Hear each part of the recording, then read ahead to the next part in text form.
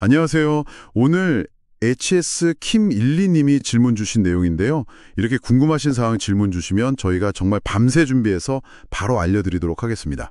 질문 정말 감사합니다. 네, 반갑습니다. 네, 오늘 정말 많은 분들이 궁금해하시는 거 바로 요양원 한 달 비용입니다. 이걸 오늘 제대로 한번 파헤쳐보죠. 좋습니다. 평균 비용은 얼마인지, 또 등급별로 본인 부담금은 어떻게 되는지, 그리고 기초생활수급자 어르신들은 또 어떻게 달라지는지, 그리고 비급여 항목도 살짝 짚어볼 거고요. 네네. 오늘 정보는 주로 이제 보건복지부, 국민건강보험공단 자료 보고요.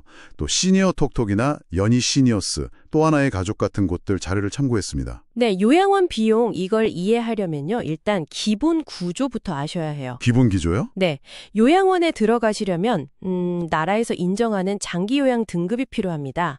그중에서도 시설에 들어갈 수 있는 시설급여 등급이요.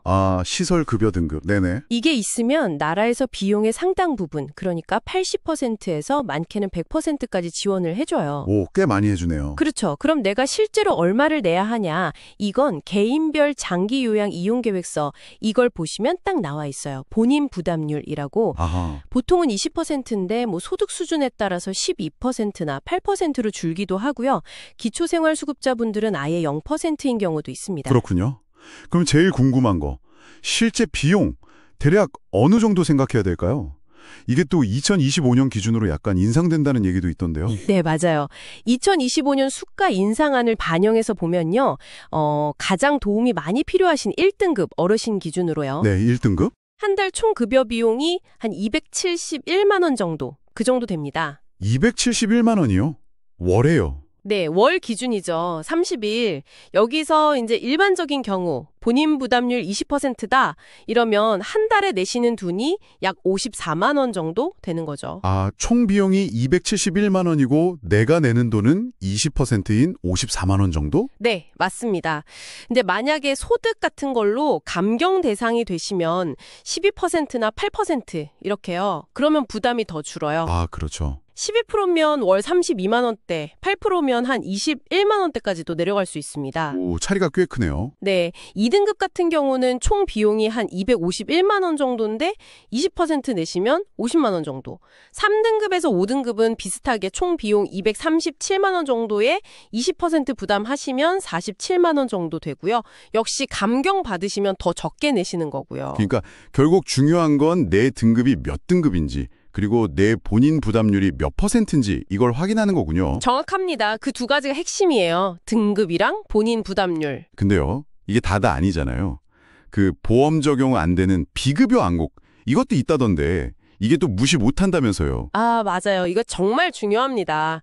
비급여 항목. 이게 실제 내 주머니에서 나가는 돈, 체감 비용에 영향을 많이 주죠. 어떤 것들이 주로 있나요? 주로 이제 식사 재료비, 그다음에 간식비, 그리고 1인실이나 2인실 쓰시면 그 상급 침실 이용료, 또 개인적으로 머리 자르거나 파마하거나 이런 임용비 같은 거요. 아하, 식비, 간식비, 방값, 개인적인 서비스 비용. 정말 시설마다 다 달라요. 천차만별이에요. 시설마다 다르다. 네. 근데 중요한 원칙이 있어요.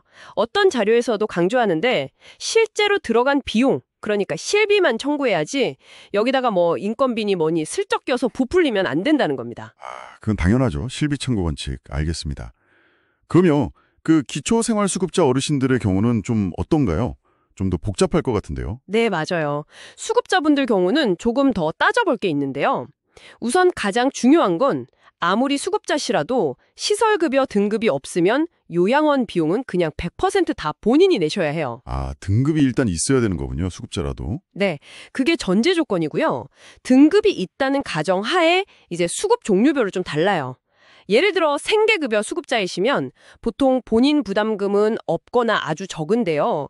대신 매달 받으시는 생계급여 있잖아요. 네네. 그게 시설로 바로 입금돼서 그걸로 식비 같은 비급여 비용을 처리하게 돼요. 그래서 이 경우는 요양원으로 주소지를 옮기는 전입신고가 필요할 수 있고요. 아, 생계급여가 시설로 들어가서 비급여 처리에 쓰인다. 그렇죠. 그리고 의료급여 수급자분들은 이제 본인 부담금이 감경되고 병원비 같은 의료 서비스 지원을 받으시는 거고요. 전입신고는 지자체에 한번 확인해 보셔야 하고요. 네. 마지막으로 주거급여는 좀 주의하셔야 하는데 시설에 들어가서 전입신고를 하면 자격 자체가 사라져요. 아, 주거급여는 없어지는군요. 네, 알겠습니다.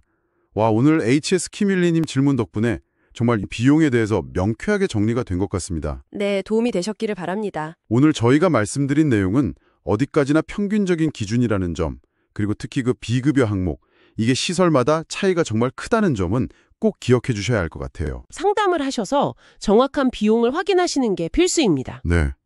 뭐 시니어 톡톡 같은 사이트에 요양 비용 계산기도 있다고 하니까 그런 거 활용해 보시는 것도 좋을 것 같고요. 네, 그렇죠. 결국에는 본인 상황, 또 필요에 맞는 시설을 찾고 그 비용 구조를 꼼꼼히 따져보는 게 가장 중요합니다. 그냥 총액만 보지 마시고 세부 항목을 잘 살펴보셔야 해요. 맞습니다. 자, 오늘 저의 노후생활연구소 찾아주셔서 감사드립니다. 오늘 내용 도움되셨다면 좋아요, 구독도 꼭 눌러주세요. 감사합니다. 네, 감사합니다.